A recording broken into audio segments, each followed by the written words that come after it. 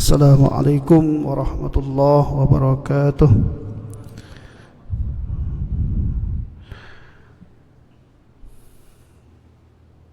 Mukanya ngantuk semua ini. Alhamdulillah wassalatu wassalamu ala Rasulillah wa ala alihi wa ashabihi wa man walah. La haula wa la quwwata illa billah. Subhanaka la ilma lana illa ma 'allamtana innaka antal alimul hakim. Rabbi ishrah li sadri wa yassir li amri wa hlul 'uqdatam min lisani yafqahu qawli. Wa ba'd. Rekan yang insyaallah dirahmati oleh Allah. Alhamdulillah kita dapat berkumpul kembali. Semoga Allah senantiasa memberikan kita kenikmatan, kesehatan, kesempatan untuk senantiasa selalu dalam ketaatan kepada Allah Subhanahu wa taala. Bersalawat kita kepada Nabi kita Muhammad sallallahu alaihi wasallam, kepada keluarga, para sahabat, semoga kepada kita semuanya hingga akhir zaman insyaallah.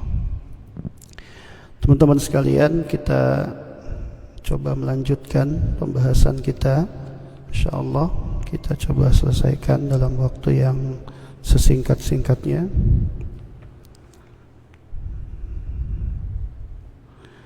Tadi malam ada pertanyaan, saya semoga bisa jawab dengan singkat ini. Orangnya nggak ada.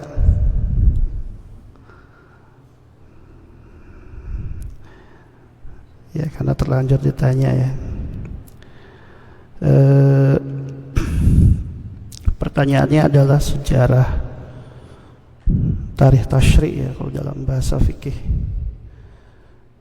Salat Jumat ini secara historis seperti apa gitu ya. Ada 4 fase teman-teman sekalian, ada 4 tahap. Yang pertama adalah fase Mekah, yang kedua fase Madinah, kemudian nanti fase yang ketiga adalah pelaksanaan secara resmi atau saat launching ya bahasa kita. Kemudian yang keempat adalah legal di dalam Al-Quran. Ya, singkatnya seperti itu. Nah, di fase Mekah itu perintah salat Jumat ini sudah ada bersamaan dengan momentum Isra dan Mi'raj. Ya. Sudah wajib tapi belum secara massal dilakukan karena ada intimidasi ataupun tekanan dari pihak kafir Quraisy. Jadi belum dilakukan secara massal. Di fase Madinah muncul inisiatif dari 2 sahabat, yang pertama Mus'ab bin Umair, kemudian As'ad bin Zurarah, mengumpulkan kaum Ansar pada hari Arubah. Jadi nama sebelum jadi hari Jumat itu hari Arubah. Ya. Tujuannya untuk mempersatukan umat Islam di Madinah dalam satu wadah ibadah mingguan, ya, ibadah pekanan, yaitu salat Jumat itu sendiri. Itu pun setelah dapat izin dari Rasulullah SAW. Nah, di fase ketiga itu baru ada launchingnya. Kondisinya sudah memungkinkan untuk launching. Katakanlah itu Jumat perdana pada tanggal 12 Rabiul Awal tahun 1 Hijriah. Lokasinya dekat dengan Masjid Quba Madinah di Wadi Ronuna. Nah, saat itu Rasulullah SAW jadi khatib dan imam pertama. Ya. Kemudian baru ada legal formalnya di dalam Al-Quran, Quran surat Al-Jumu'ah ayat ke-9. Nah, ini perintah secara tegas yang disampaikan kepada siapa? Kepada kaum laki-laki, ya, untuk meninggalkan perniagaan atau aktivitas dunia. Tujuannya apa? Tujuannya adalah untuk meninggalkan seperti yang disebutkan dalam Al-Quran, idza nudiya lis-salati, kalau sudah dipanggil untuk melakukan salat Jumat, fas'au, ya, maka segeralah ila dzikrillah, untuk melakukannya. Ya, jadi bukan disuruh ninggalin kerja, bukan, tapi suruh ingat sebentar, habis itu selesai balik lagi bekerja. Ya, fas'au ila dzikrillah wa dzarul bai' dan seterusnya. Itu ya secara sejarah. Ya, hikmahnya apa teman-teman sekalian? Hikmahnya yang pertama adalah syiar agama dalam kitab yang disebutkan oleh Imam As-Subki ini. Yang pertama syiar agama, ya sekali lagi seperti yang tadi malam kita bahas, bahwa ketika ada satu pandangan yang disampaikan oleh Yusuf Al-Qaradawi dan beberapa ulama lain melalui Council Europe, ya, satu majelis fatwa di Eropa, mengatakan bahwa pelaksanaan Jumat didahulukan dari perbedaan fikih, yang secara fikih ada yang menyebutkan dalam hal ini Imam Syafi'i, yaitu pembatasan minimal 40 jamaah. Tapi kemudian secara fikih ini tidak digunakan, katakan, walaupun Yusuf Al-Qaradawi lahir di masyarakat yang mayoritas itu adalah bermadhab Syafi'i di Mesir. Tapi ketika beliau ditanya oleh banyak kaum muslimin di beberapa negara yang mayoritasnya adalah orang-orang di luar Islam seperti di Korea misalkan, maka beliau mengatakan syiar agama didahulukan untuk pelaksanaan salat Jumat itu sendiri, walaupun tidak mencapai 40 orang jumlah jamaah yang tinggal di tempat-tempat itu. Yang kedua adalah di sana ada mau'idhah yang disampaikan, ya, ada mau'idhah, ada wasiat takwa. Itu penting dalam kehidupan itu, teman-teman sekalian. Yang paling penting adalah takwa, ya. Hidup kalau bertakwa insyaallah tenang, ya, senang, tenang, dan mendapatkan keberkahan Allah insyaallah. Yang ketiga ta'liful mukminin, itu upaya untuk merekatkan kaum muslimin, ya, biar semakin rekat dengan adanya Jumat. Ya. Yang keempat itu adalah muktamar usbu'i, sebagai kongres pekanan, bentuk atau sarana konsolidasi umat, ya. Kemudian yang keempat, yang kelima, taisir. Ada taisir di sana, ada bentuk kemudahan. Yang tadi jumlahnya salat zuhur itu 4 rakaat, di hari Jumat jadi cuma ada 2 rakaat. Itu bentuk taisir atau kemudahan. Yang terakhir itu adalah Jumat itu bagian dari kafarah az-zunub, ya. Az-zunub, ya, dia adalah penggugur atau pembersih dari dosa-dosa yang kita lakukan. Itu 2 hal. Yang pertama tarikh tasyri'nya, kemudian ada hikmah tasyri'nya. Ini walaupun yang nanya tidak ada, nggak apa-apa, kita jawab. Kita lanjutkan teman-teman. Sekarang masuk ke fardu Jumat. Ada 3 teman-teman sekalian. Wa faraidhuha salasatun. Fardu Jumat, ya, rukun Jumat, kewajiban Jumat, itu ada 3. Khutbatani. Yang pertama itu 2 khutbah teman-teman. Jadi Jumat itu tidak sah kalau khutbahnya hanya sekali. Harus ada 2 khutbah.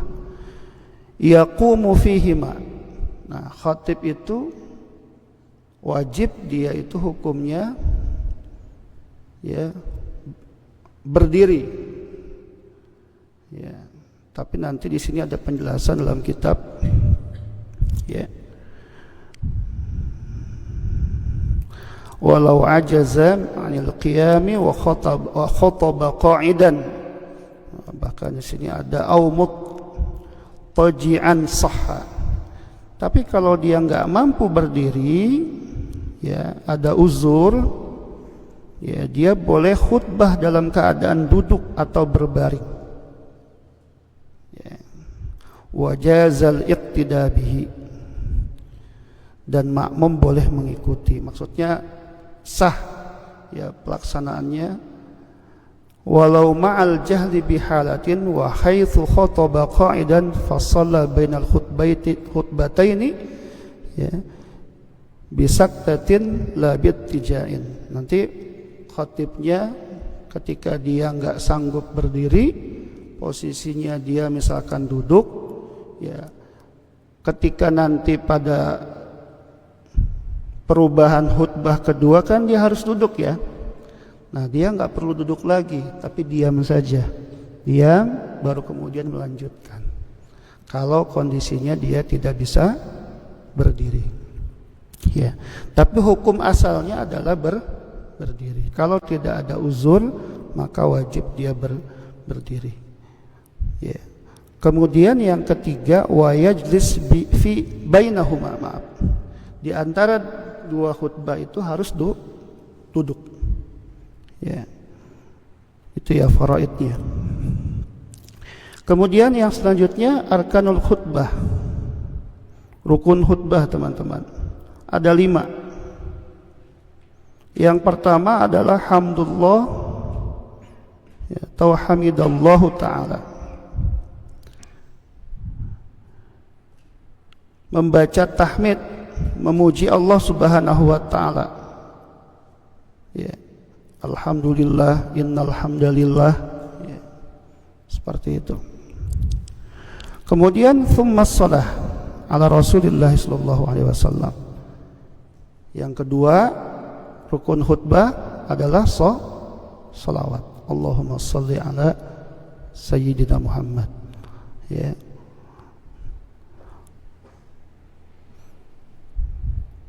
Tsummal wasiyah bittaqwa. Yang ketiga, harus ada wasiat takwa. Ya. Ini di khutbah pertama dan di khutbah yang kedua. Yang keempat, wa qira'atu ayatin fi ihdahuma. Membaca salah satu ayat dari antara dua khutbah. Bisa di khutbah pertama, bisa di khutbah kedua. Ya, tapi afdalnya di khutbah yang pertama.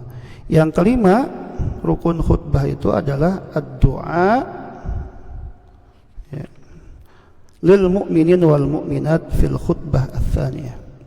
Itu adalah berdoa ya, untuk kaum muslimin dan muslimat atau mukminin dan mukminat pada khutbah yang kedua. Ya, makanya kalau pas khutbah kedua dengan dengarkan ya, Allahumma ighfir lil mu'minina wal mu'minat wal muslimina wal muslimat dan seterusnya. Ya. Kemudian ya, sebutkan di sini wa yushtarat an yusmi al khatib arkan al khutbatain li arba'ina tunaqadu bihimul jum'ah. Jadi syarat sahnya itu khutbah itu bisa dianggap sah, teman-teman. Ya. Orang yang ada di tempat misalkan 40 orang semuanya mendengarkan rukun-rukun itu. Ya. Mendengarkan rukun khutbah itu. Tahmidnya terdengar, salawatnya terdengar, ya, wasiat takwanya terdengar, ya. Kemudian baca ayatnya terdengar sampai doanya, ya. Jadi diperdengarkan. Kemudian wa yushtarat al-mualah, harus runut sistematis, teman-teman. Enggak boleh diacak. Pertama saya doa dulu, enggak bisa. Harus runut. Ya, dimulai sesuai dengan urutan yang ada secara sunnah, ya.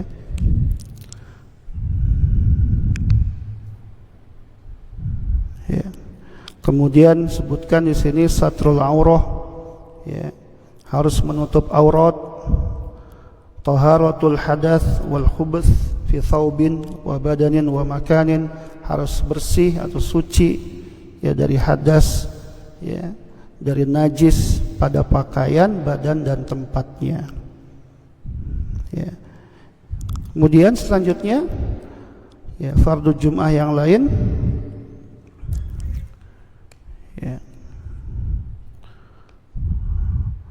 Teman-teman sekalian, disebutkan di sini antusalliya ya rakaatainin ya rakaataini fi jamaah, antusalliya rakaataini fi jamaah ya. Sunnahkan untuk melakukan salat 2 rakaat ya. Melakukan salat 2 rakaat secara jamaah, fardunya seperti itu, kewajibannya seperti itu. Jumat dilakukan berjamaah sebanyak 2 rakaat. Wa yushtarat wuqu hadhihi shalah ba'dal khutbatain. Ya, pelaksanaan salatnya kapan? Pelaksanaan salatnya harus setelah khutbah. Berbeda dengan salat Idul Fitri. Idul Fitri itu salatnya adanya di mana? Di awal, baru setelah ada khutbah setelahnya. Ya. Terakhir teman-teman sekalian, ini sunnah-sunnahnya. Ya. Ada 4 di sini disebutkan. Yang pertama adalah al-ghuslu. Ya. Liman yuridu hudhuraha ya min dzakarin aw untha ya hurrin aw abdin muqimin aw musafirin. Ya. Yang pertama mandi teman-teman. Sunnahnya di hari Jumat mandi. Ya, sebelum kita berangkat mandi dulu. Ya, sunnahkan. Kalau teman-teman posisinya mandinya berarti bisa sebelum berangkat kerja, niatkan itu mandi untuk sholat Jumat. Ya. Yang kedua tanziful jasad, membersihkan badan. Ya. Bi izalatir rih al-karih minhu qasananin fa ta'ata ma yuziluhu min murtikin wa nahwihi. Ini badan ini sebisa mungkin tidak ada bau-bau yang tidak sedap ketika mau berangkat ya, dibersihkan ya. Yang ketiga ya, labsus thiyab al-bayd ya, disunnahkan ya menggunakan pakaian putih teman-teman, atau dalam keumuman dalil yang disebutkan di dalam Al-Qur'an itu ya, pakaian yang digunakan masuk ke dalam masjid itu adalah pakaian yang terbaik. Khudzu zinatakum 'inda kulli masjidin. Pakailah pakaian yang terbaik ketika masuk ke dalam masjid. Khusus Jumat ya, pakai putih sunnahnya. Ya. Kalau enggak ada yang terbaik minimal.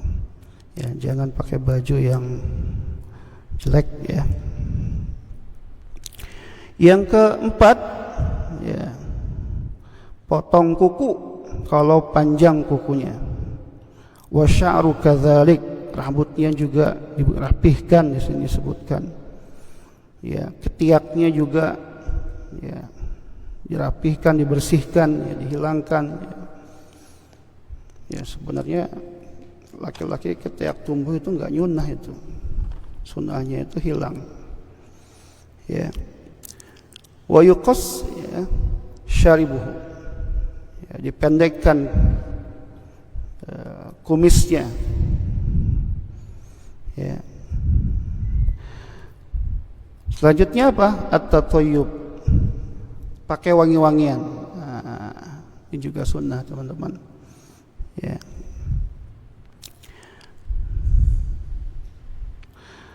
Ada lagi di sini disebutkan wa yustahabbul insat ya, dianjurkan diam ketika khutbah sedang berlangsung.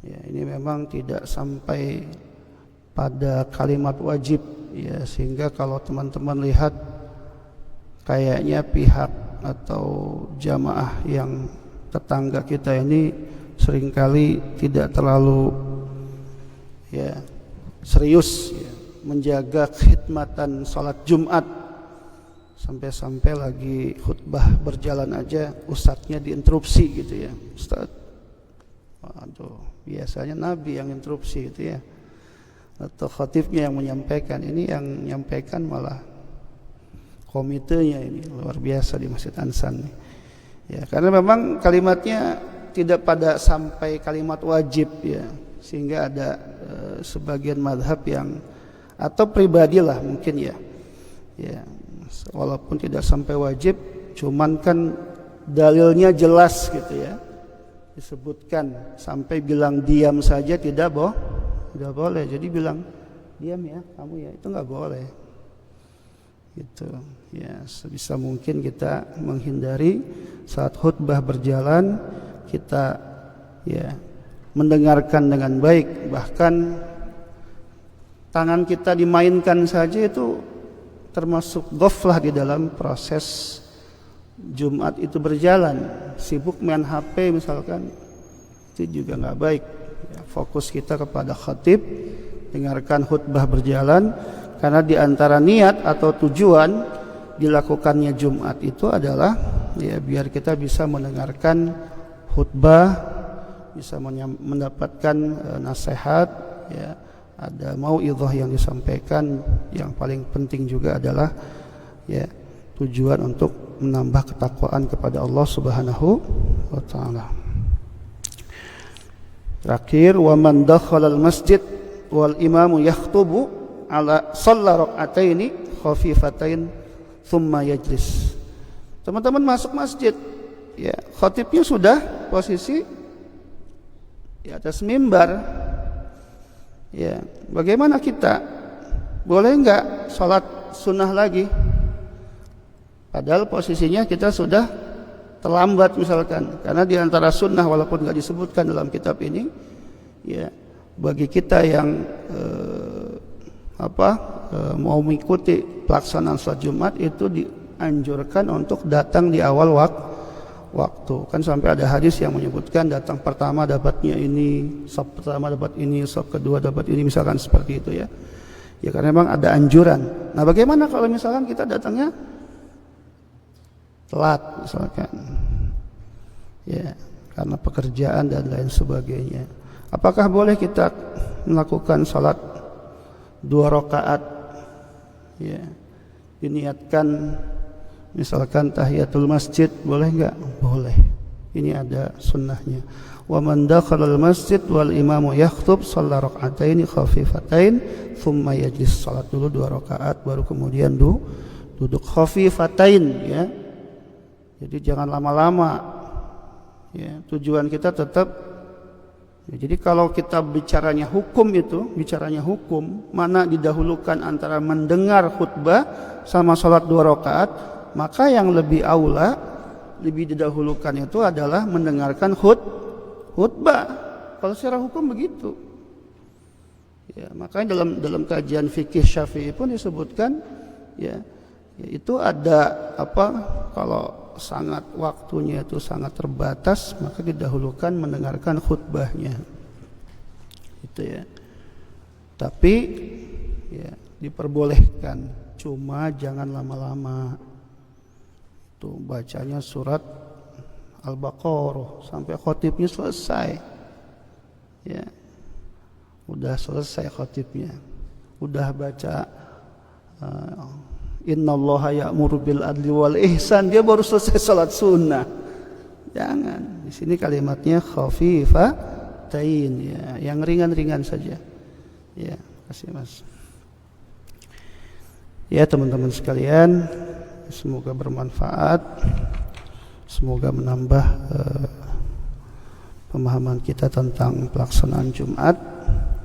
Ya, semoga juga semakin ya kita itu benar-benar berupaya ya untuk bisa mengikuti Jumat secara khidmat insyaallah ya, biar kita ya semakin bertambah ketakwaan kita setiap pekannya. Jadi Jumat itu sekali lagi salah satu niatnya adalah kita ini manusia, teman-teman sekalian, kita ini manusia yang sering lupa. Ya, sering lupa. Kemungkinan lupanya besar dibanding ingatnya sama Allah. Ya, sampai-sampai kita setiap pekan aja harus diingetin sama Allah melalui Jumat gitu kira-kira. Ya. Kita lagi asik-asiknya jual beli, kita lagi asik-asiknya berbisnis, kita asik-asiknya kerja, diingetin masih sama Allah. Ya, tolong datang sebentar gitu kira-kira lah. Ikut Jumatan, biar kemudian kita bisa selalu ingat kepada Allah Subhanahu wa taala. Itu ya. Ya. Habis itu udah silakan fas'au ila dzikrillah wa dzarul baik dzalikum ta'ala. Ya, selesai udah balik lagi kerja. Gitu. Enggak lama kok, ya, enggak lama. Sedikit saja, ya. Karena kalau kita enggak diingatkan nih, waduh. Kacau kita kalau enggak diingatkan, ya. Lupanya lebih besar dibanding ingatnya. Ya, benar enggak ya?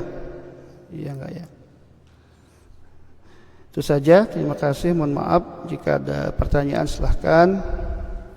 Assalamualaikum warahmatullahi wabarakatuh. Waalaikumsalam warahmatullahi wabarakatuh. Alhamdulillahirrabbilalamin. Terima kasih banyak kepada Ustadz yang telah memberikan ilmunya kepada kita semua.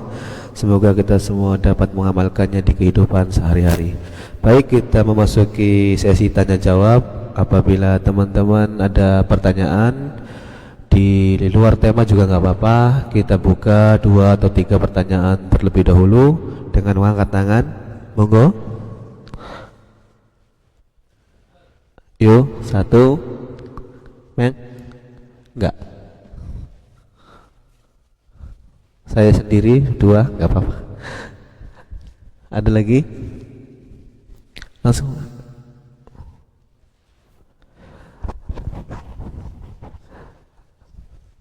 Pertanyaannya Pak Ustadz, kan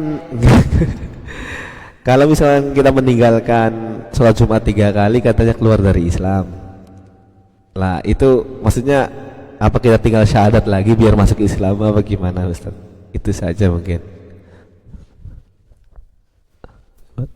Monggo Pak.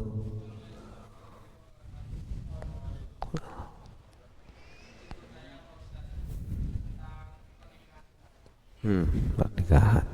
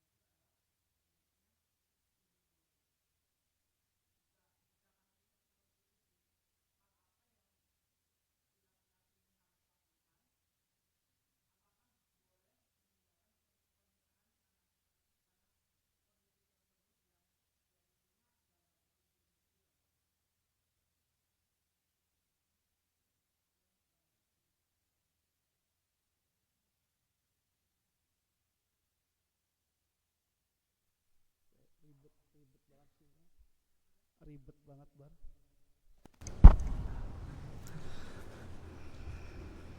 Ada lagi teman-teman? Sementara itu dulu Ustaz.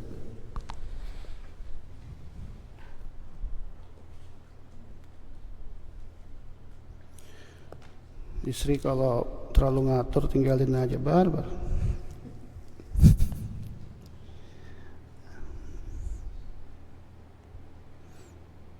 Ya, teman-teman sekalian, sebenarnya dalam agama itu ya tidak terlalu saklek seperti yang kita pahami ya. Ya, dalam beragama tuh, misalkan orang nggak sholat saja langsung kafir gitu ya, nggak begitu ya, nggak sampai seperti itu. Ya, harus ada pertimbangan-pertimbangan kenapa dia nggak sampai sholat 3 kali misalkan. Itu harus kita lihat gitu ya.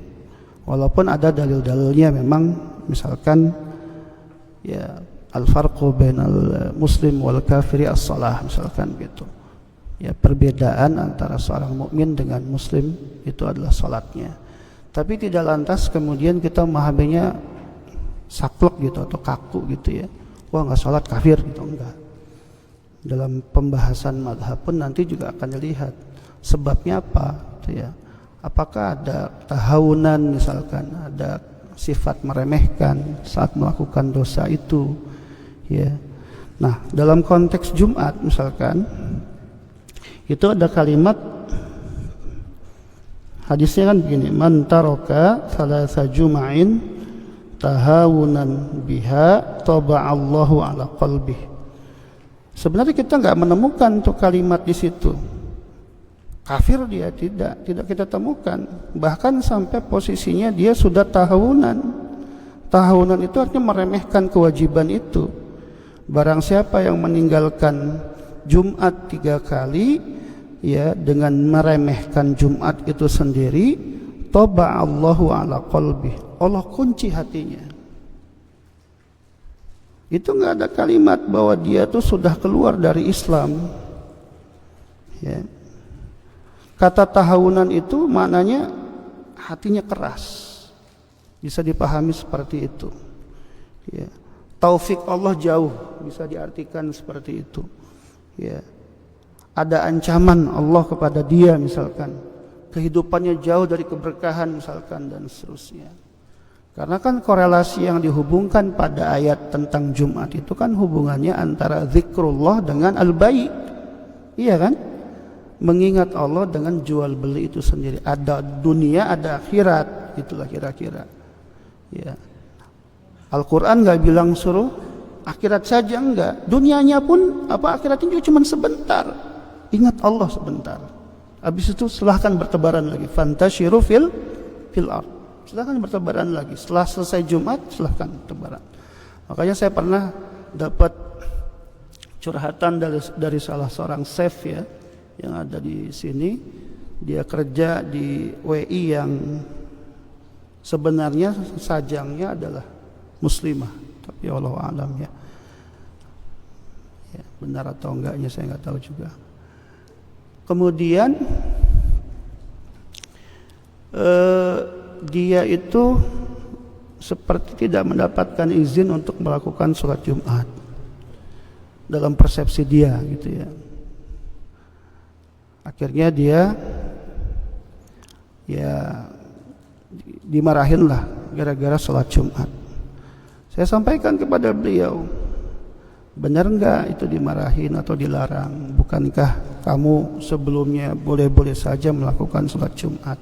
Mungkin problemnya, ya, kamu terlalu lama, kata saya. Ya, sedangkan di hari itu banyak pelanggan yang datang, misalkan seperti itu. Apalagi kamu bertanggung jawab penuh, ya, di tempat itu, tidak ada yang lain, ya, sebagai gantinya misalkan. Ya, buat orang yang berpikir dunia itu sebuah kerugian yang sangat besar, kata saya. Bagaimana caranya? Kamu dikasih waktu cuma 10 menit, manfaatkan 10 menit saja. Habis sholat Jumat gak usah mikir sholat sunnah lagi, kata saya. Gak usah mikir zikir lagi. Udah, kamu udah sholat itu udah zikir, kata saya. Langsung aja berangkat, ya. Kenapa?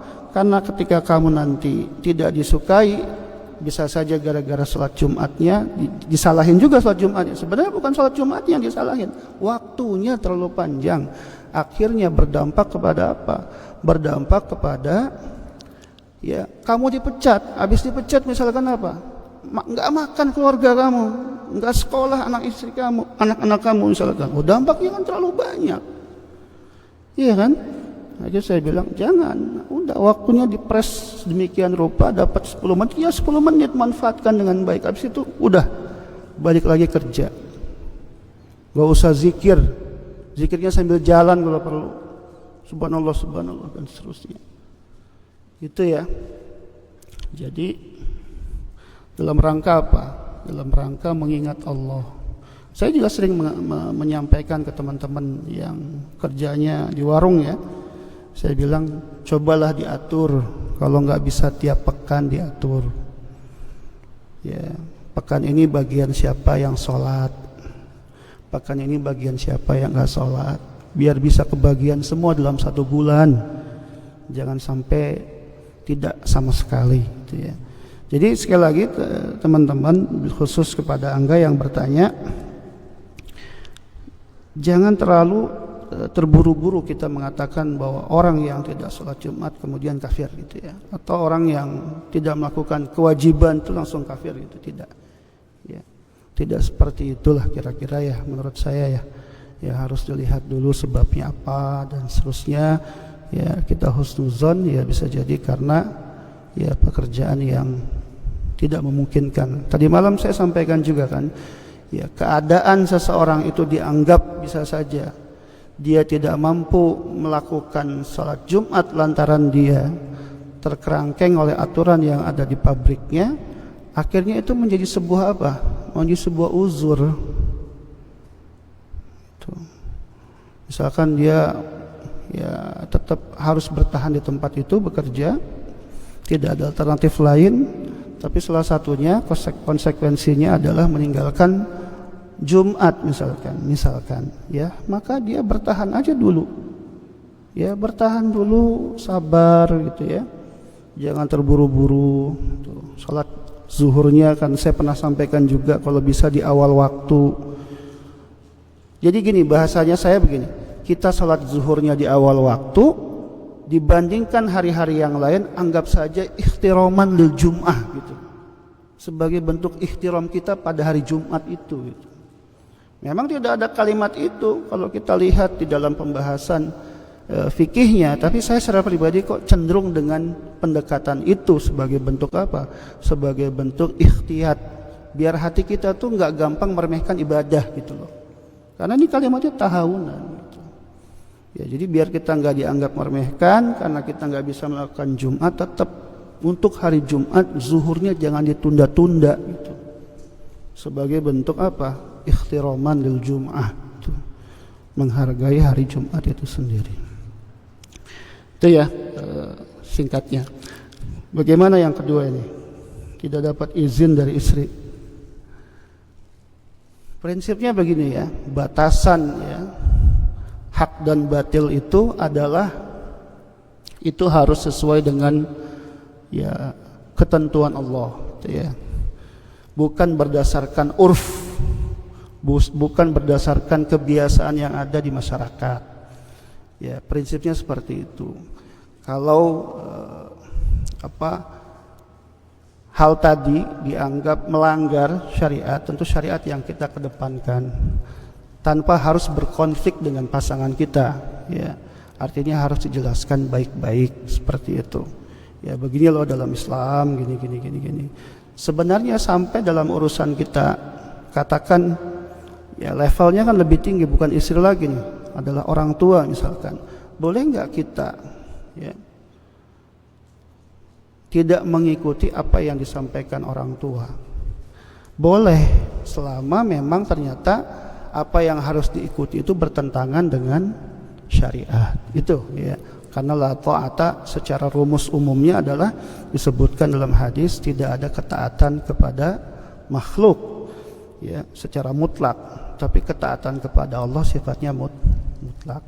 Hanya saja tadi biar tidak terjadi konflik ya antara pasangan, ya tentu ini buat teman-teman yang sudah menikah ya menjaga kehidupan berumah tangga sampai usianya bertahun-tahun itu nggak mudah, ya nggak mudah, butuh perjuangan. Ya ada kan yang nikahnya berkali-kali ya, luar biasa teman kita nih, ya mau nyari yang ketiga ya, insyaallah ya. Ya semoga dimudahkan ya Mas ya, insyaallah ya. Kayaknya Mas Albar punya adik tuh. Ya jadi memang tidak mudah teman-teman, butuh perjuangan, butuh kesabaran. Makanya itu ada kitab itu, ya, sering disampaikan oleh guru-guru kita ya. Ada kitab ya, menjadi wali dengan cara bersabar terhadap istri itu. Itu sampai ada kitab begitu tulisannya gitu ya. Memang ya luar biasa lah perempuan itu ya. Jadi kita harus sabar ya, harus lebih kuat ya, lebih sabar, lebih tenang menghadapi mereka gitu ya. Karena perempuan itu apa namanya?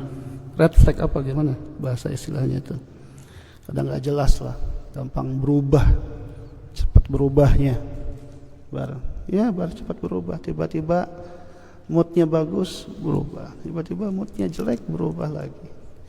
Kalau nggak sabar, wah subhanallah, itu lagi senang dia sangat ekspresif, lagi nggak senang tiba-tiba wah kita seharian bisa nggak ditegur bal, jangankan disentuh bal. Itu ya teman-teman sekalian, saya kira itu bar ya jawabannya ya. Jadi pada intinya melihat saja kalau sifatnya tidak sebuah keharusan di dalam agama untuk ditaati, maka tidak ditaati, tidak apa-apa ya. Tinggal nanti bagaimana kita menjelaskan dengan baik sehingga tidak terjadi pertengkaran dan hal-hal yang tidak diinginkan dalam rumah tangga. Saya kira itu jawabannya.